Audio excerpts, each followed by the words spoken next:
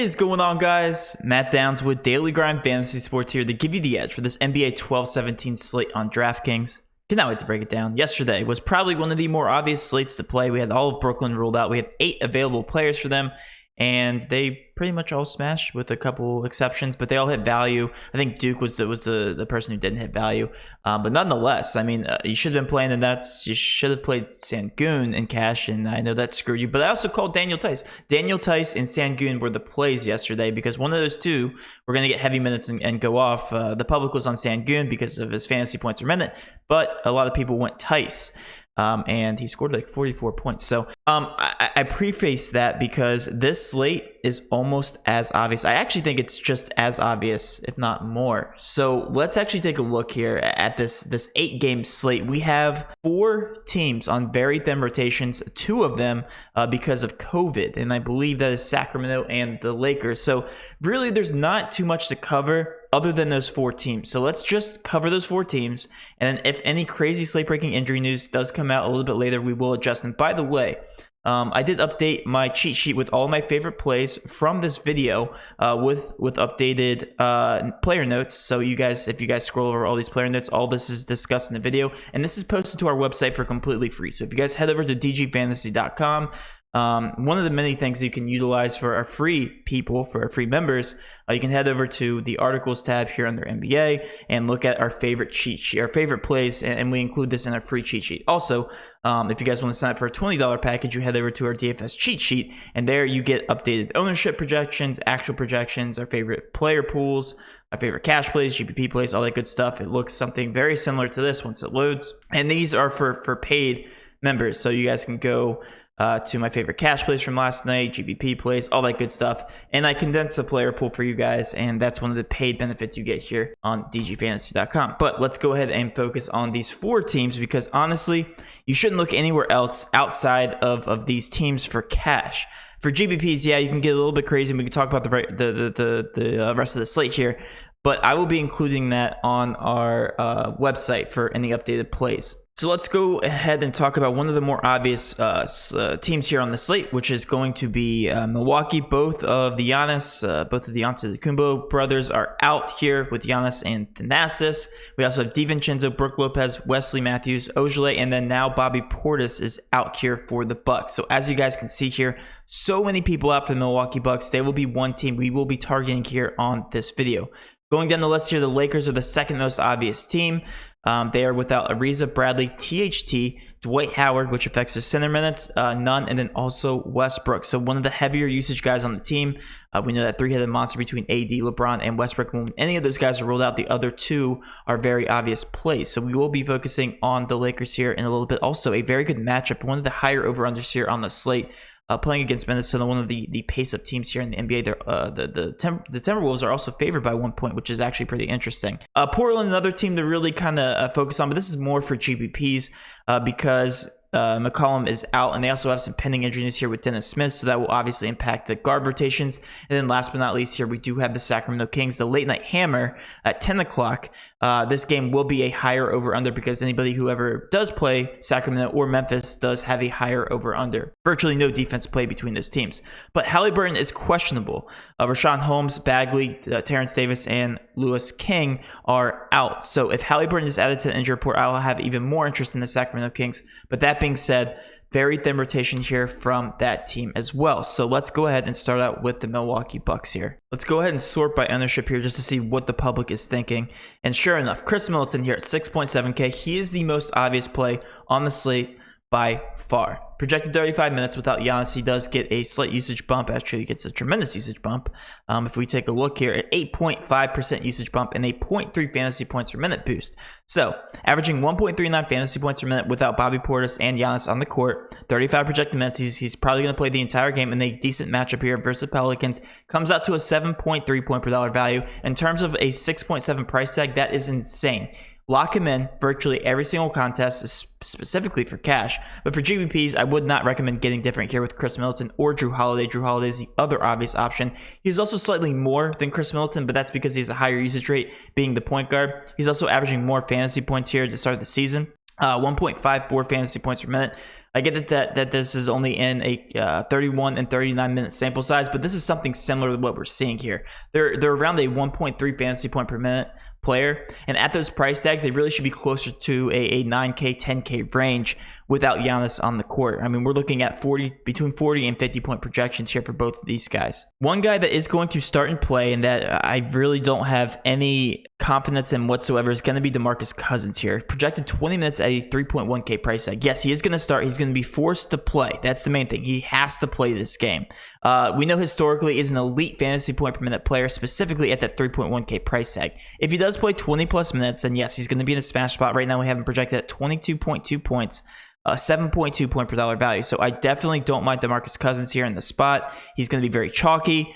As long as he does stay out of foul trouble, that's the big question mark here with DeMarcus Cousins. Can he stay out of foul trouble, specifically versus Joval? Going to be a very big question mark here. So DeMarcus Cousins, yes, play him in cash, but I could easily see him having limited upside. That being said, the rest of these guys on this roster are definitely going to be more GPP options. Like Grayson Allen's going to play a good amount of minutes here, projected 31 minutes. He has a good projection, a 6.4 point per dollar value. I do prefer him over Pat Connaughton. Connaughton is going to be slightly more here, but also does have that high minute upside. So I do like both of these guys for GPPs.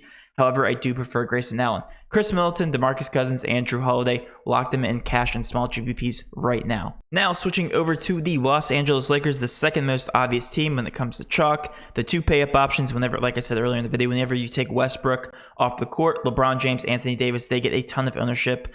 They get a huge fantasy point per minute boost and usage bump. However, the one thing to note from these guys is that their price decrease went down.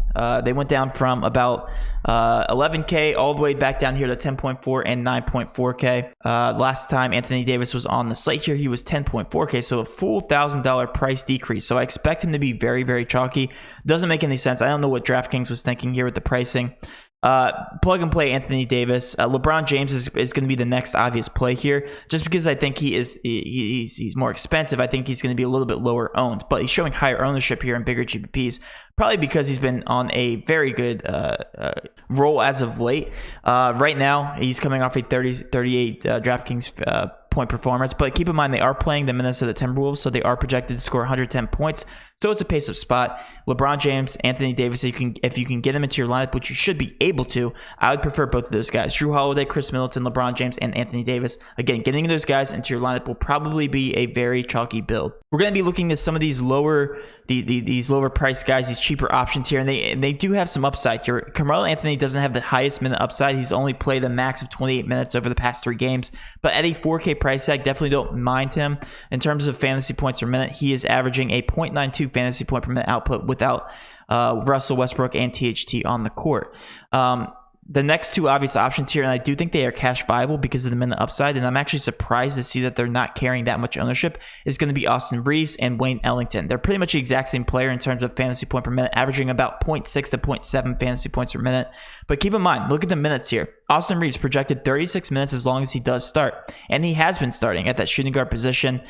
Does have a good matchup there versus D'Lo, and same thing with Wayne Ellington against Anthony Edwards. We know these guys don't really play defense on the other side of the ball. So if these guys do continue to carry lower ownership, I do consider them GPP worthy, but a ton of upside specifically at those bottom of the barrel price tags here at 3.7 or 3.3 and 3.7K, 3.4K, I mean. I'm looking down the list here. We actually do have some more interest here in Rajon Rondo. Rajon Rondo, if he does play 20 minutes, he's averaging 1.08 fantasy points per minute here on the season without Russell Westbrook. Definitely have a lot of interest in him in GPPs. He's virtually unowned, a 3.8% ownership. And then going down the line here with the Sacramento Kings, these guys are the next most obvious in terms of ownership. Davion Mitchell is the highest owned person on the slate right now, and that's because he's expected to see a decent amount of minutes. He's only played 25, 26, 29 minutes here the past 3 contests. But keep in mind, they added some other players to the injury report, that being Terrence Davis, and Terrence Davis and him share the same position and rotation. So Davion Mitchell has a ton of minute upside at 3.6K. Again, he's right there alongside the other Lakers guards. He is historically a better fantasy point per minute player, which is the reason why he's showing higher ownership. So I definitely don't mind him. You're gonna have to pay down for him, specifically if you are paying up for those Bucks and those Lakers guys. Buddy Hield is another obvious option, specifically if Halliburton does sit. But Buddy Hield should see a decent amount of minute upside here regardless. One of the more obvious mid-range options here on the slate at a 5.1K price tag. We have him projected at a 32-point projection and a 6.3 point per dollar value. Harrison Barnes is also projected to see a decent amount of run tonight. A 34-minute projection is what we have him at right now. I also consider him a good mid-range option. I don't know if I'm necessarily going to be landing on Harrison Barnes or Halliburton just because of the way that these lineup constructions are coming together, but I do like Harrison Barnes here as another piece. Keep in mind, these guys only have about 8 to 9 available bodies tonight, specifically in this very tight rotation. We do have some other interests here in guys like Tristan Thompson because of the non-existent centers here on this roster as of right now. If we take a look at the people out for these guys, Rashawn Holmes, Bagley, both in that center rotation. So you take those guys off the court, and Tristan Thompson is forced to play minutes. And he played 21 last game, which is the exact same type of picture that we expect to see here. So we have him projected at 24 minutes right now and a 20-point projection, coming out to a 5.4 point per dollar value. Definitely more of a GPP option, in my opinion. And then Metu, if he does play, again, it's going to come down to whether he starts or not. If he does start, I do have a lot more interest in him, but he's just been kind of taken out of the rotation. Unless we do see him start, I really don't have any interest here in Metu. Last but not least, we do have a lot more interest in the Portland Trailblazers and GPPs than we do in cash games. And keep in mind, this is the highest over-under on the slate, right next to Utah and San Antonio. So Portland, they are still without McCollum, and the price tags did come down, which is the reason why I have a decent amount of interest here. But Damian Lillard at a 9.3K price tag, projected in 38 minutes, great minute upside there, comes out to a 5.4 point per dollar value. Nurkic is another guy that's showing decent amount of ownership without McCollum. He's averaging 1.15 fantasy points per minute. He also did play 39 minutes 2 games ago, so that was an outlier performance. So if he's going to continue to see mid 30 minutes, I definitely do like him. More so a pivot because there's some other center options here on the slate I do have a lot more interest in, that being Anthony Davis. Larry Nance is another guy that's showing a decent amount of ownership, 10.7%, and then the rest of these guys are going to fall by the wayside. They all have minute upside, and they're all priced pretty down. So Larry Nance, it's at $4,700. He's seeing starter minutes. Nasir Little also seeing about 30 minutes, and these guys are definitely more GPP options, but keep in mind they have a decent amount of upside with this over-under as long as that does hit. And that's pretty much it, guys. That is the entire slate in terms of cash. You target those 4 teams. Don't look anywhere else for cash and small GPPs. Some one-offs are going to include Jokic. Jokic is going to be in a great spot yet again. If you guys just look at his box score, I don't need to convince you at this point. His price tag went down after hitting value in pretty much every single game dating back to the 4th of this month. So it really doesn't make sense.